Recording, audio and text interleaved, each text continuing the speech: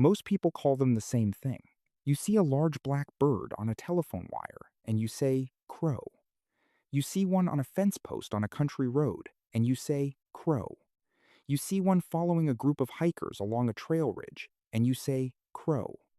In at least one of those cases, you were wrong, and the difference between what you saw and what you thought you saw matters more than you might expect. Because the crow and the raven are not just different species, they are different minds, different strategies, different relationships with the world and with you specifically. Understanding what separates them is one of the most disorienting things you can do as someone who pays attention to birds, because it forces you to realize that something you have been looking at your entire life, you may have never actually seen. Let's start with what they share, because what they share is genuinely remarkable and most people don't know the half of it. Both the crow and the raven belong to the family Corvidae, the corvids, a family of birds that has been quietly and consistently dismantling our assumptions about intelligence, about tool use, about social complexity, and about what a brain needs to look like in order to do extraordinary things. Both crows and ravens manufacture and use tools. Both recognize individual human faces and remember them for years. Both engage in what researchers describe as forward planning the ability to act now in preparation for a future state that doesn't exist yet. Both have been documented playing, not for survival, not for practice, just playing, sliding down snowy rooftops repeatedly, dropping objects and catching them midair, antagonizing other animals for no apparent reason other than what can only be described as entertainment. Play is one of the most reliable markers of high intelligence in the animal kingdom. The ability to do something purposeless, to act outside the pressures of survival purely for the experience of acting, requires a brain with enough surplus capacity to disengage from immediate need. Both crows and ravens have that.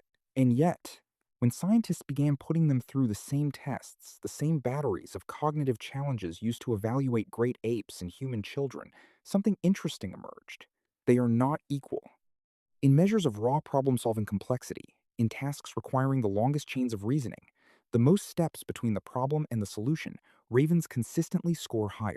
In measures of social intelligence, in tasks requiring the reading of other minds, the navigation of complex group dynamics, the rapid transmission of learned behavior through a community, crows consistently score higher.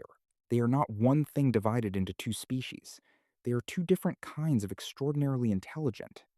And understanding which kind does what and why tells you something profound about how intelligence itself actually works. Start with the raven. The raven is larger, considerably larger. A common raven can weigh nearly 3 times as much as an American crow. Its wingspan reaches almost 5 feet. Its beak is thick and curved, in a way that gives it a profile unlike anything else in the sky.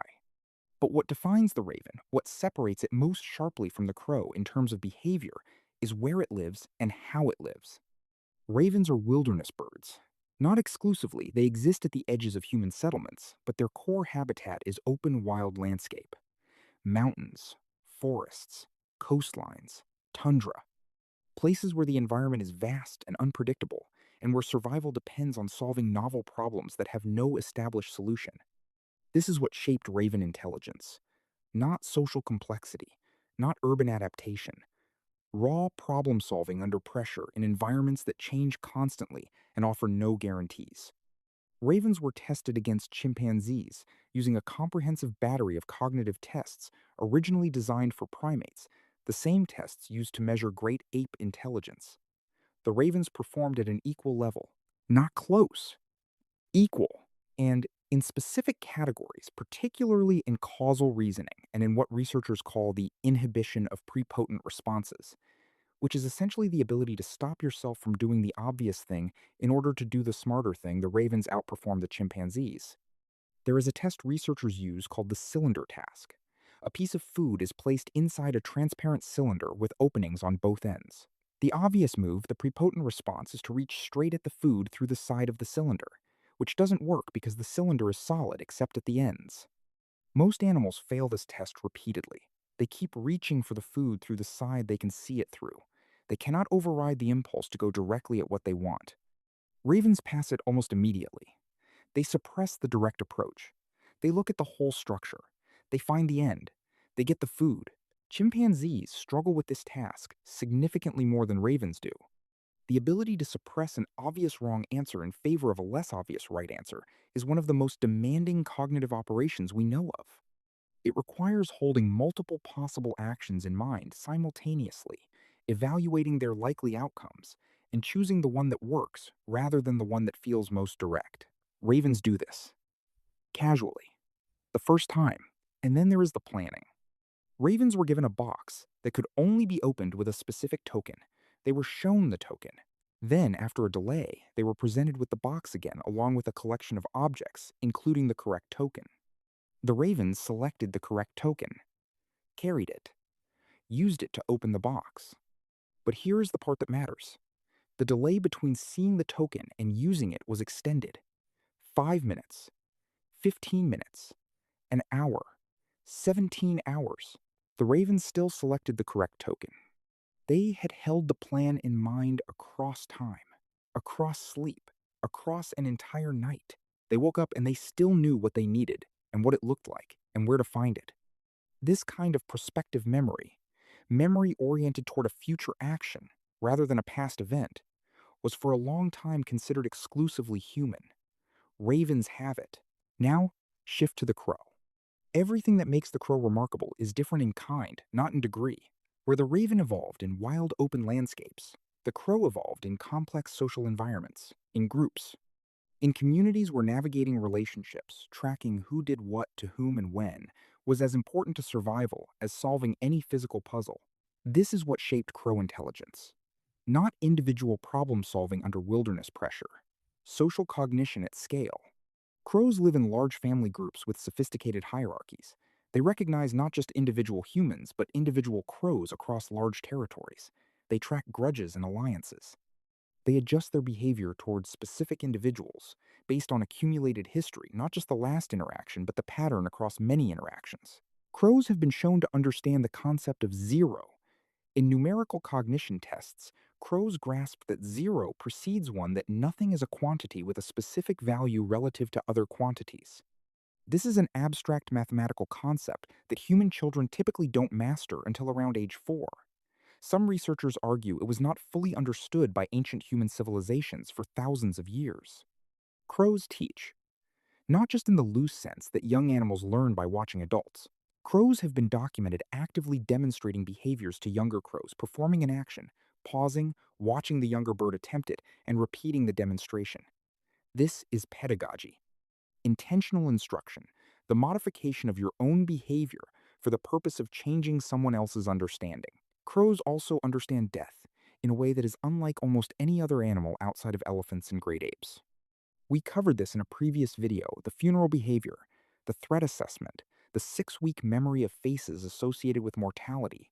But there is one thing crows do that ravens do not do at the same scale. They thrive in cities, not tolerate, not survive in the margins of, genuinely and completely thrive in direct contact with dense human populations.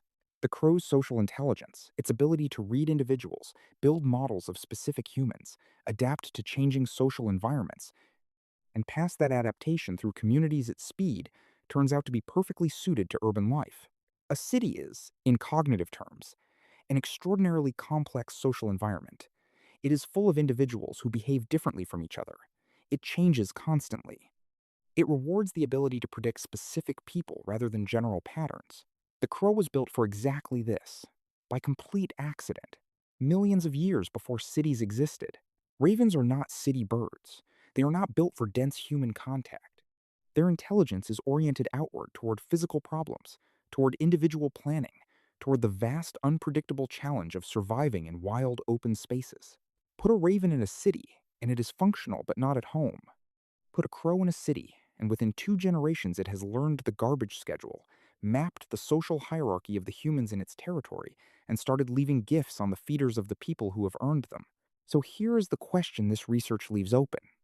If we define intelligence by raw problem-solving complexity, by the length and difficulty of the cognitive chains an animal can run, the raven wins. If we define intelligence by social sophistication, by the depth and complexity of the individual relationships an animal can maintain, and the speed at which it can transmit learned behavior through a community, the crow wins. Which definition is correct? The honest answer is that both are. That intelligence is not one thing, that it is a collection of different capacities that evolution assembles in different combinations, depending on what a given environment demands. The raven is built for a world of physical problems. The crow is built for a world of social ones. We live in a social world, a world of individuals, of faces, of relationships, of communities that pass information forward. Which is why when you walk out your door tomorrow morning and a crow on a telephone wire turns to watch you pass, it is not looking at a human. It is looking at a specific person it has been building a file on since the first time it saw you. The raven on the mountain ridge is smarter by some measures, but the crow in your neighborhood knows your name. Next time you see a large black bird, look at the tail. Fan-shaped means crow. Wedge-shaped means raven. They are not the same thing. They have never been the same thing. And now that you know the difference, you will never unsee it. Come back and tell me which one lives in your world. I read everyone.